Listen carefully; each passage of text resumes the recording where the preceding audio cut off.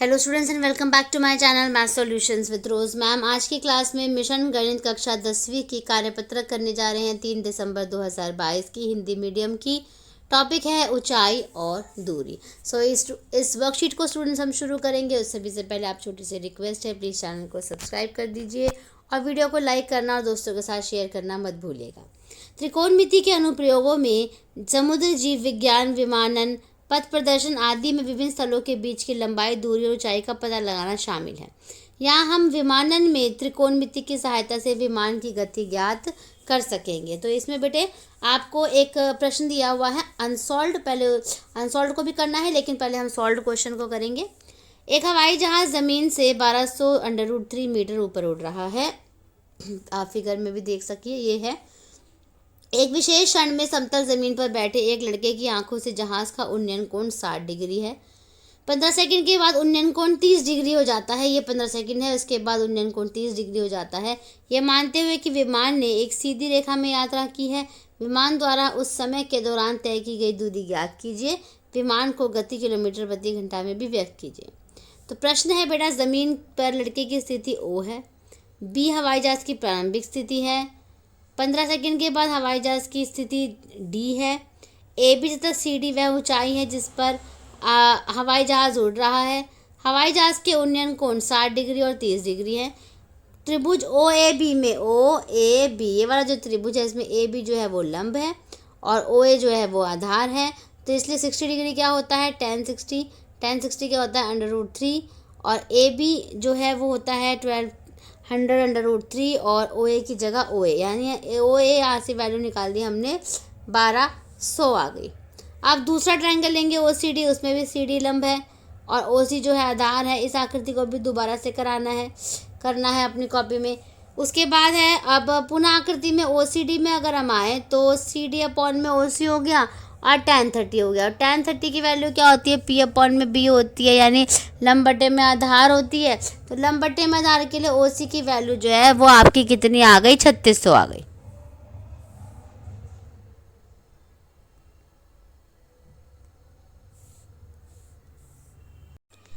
तो जब बेटा OC की वैल्यू निकल गई 3600 मीटर, अब विमान द्वारा 15 सेकंड में तय की गई दूरी बतानी है। BD बराबर AC हो गया, तो AC की वैल्यू निकालेंगे, OC माइनस OA निकल जाएगा, यानी 3600 में से 1200 माइनस करेंगे तो 2400 मीटर निकलेगी।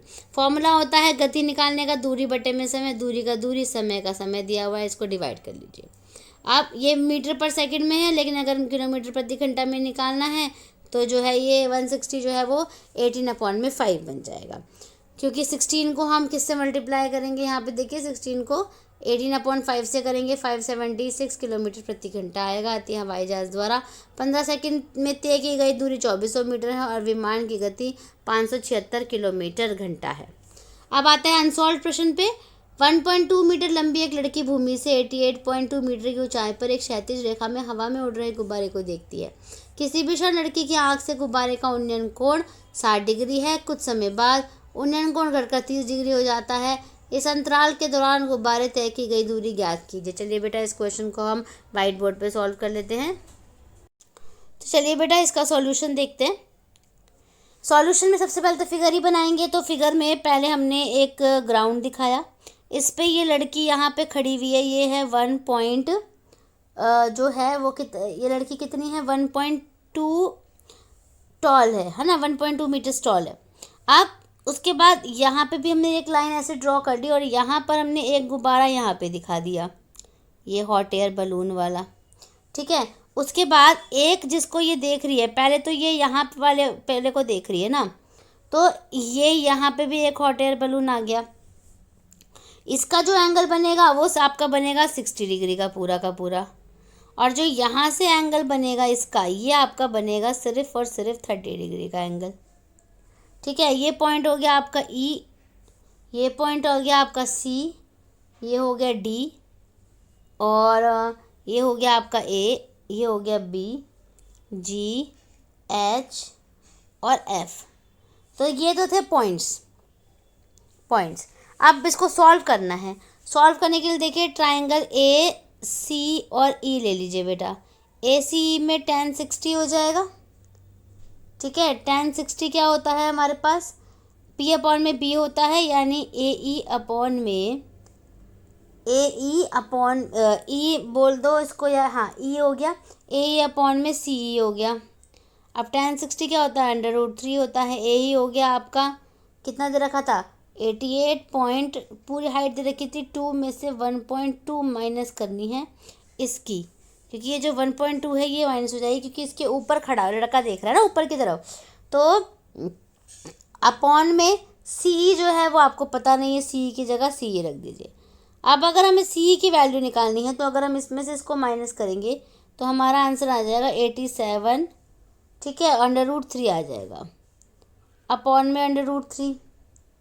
और उसके बाद अब नहीं, ये ऊपर नहीं आएगा, सॉरी ऊपर √3 नहीं आएगा, 87 आएगा, नीचे आएगा √3।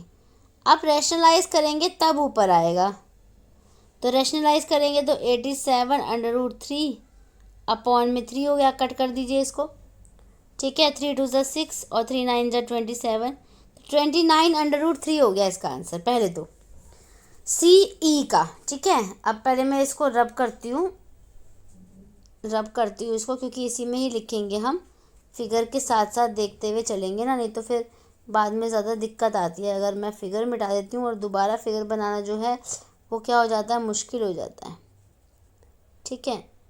चलो हाँ, अब CE जो था आपका, CE आपका आ गया 29 √3, ठीक है। अब ट्राइंगल दूसरा देख लो, BC और G वाला देख लो। BCG में tan 30 आएगा, tan 30 क्यों आएगा, P अपॉन में B यानी BG अपॉन में CG हो गया, ठीक है। इसको रब करते हैं, क्योंकि अब नीचे लिखने की बारी है ना, अगर इसको अभी रब नहीं किया तो फिर नीचे लिखने में दिक्कत होएगी,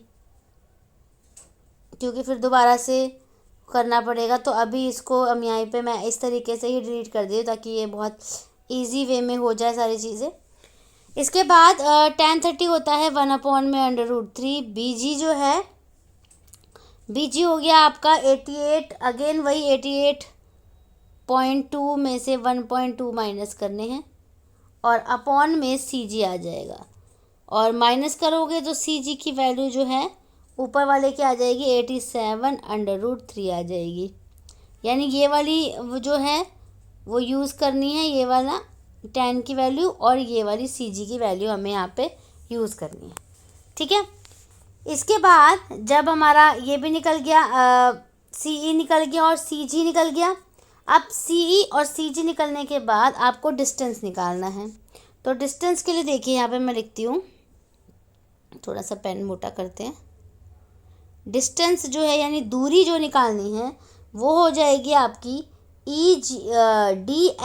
EG की निकालनी है बेसिकली, लेकिन CE plus EG is equal to CG होगा। तो CE जो है वो आपको पता नहीं है, CG आपको पता है, तो CG जो है, और आपको निकालना है क्या है, लेकिन EG निकालना है। तो EG के लिए देखिए, EG इधर ही रखिए, ये हो जाएगा आपका CG माइनस CE हो जाएगा। CG आपको कितना दे रखा है, 87 √3 दे रखा है, निकाला है आपने। CE कितना दे रखा है आपको, 29 √3 निकाला है आपने। दोनों को माइनस कर दीजिए तो आ जाएगा 58 √3, ठीक है। तो ये हमारा क्वेश्चन जो है वो कंप्लीट हो गया।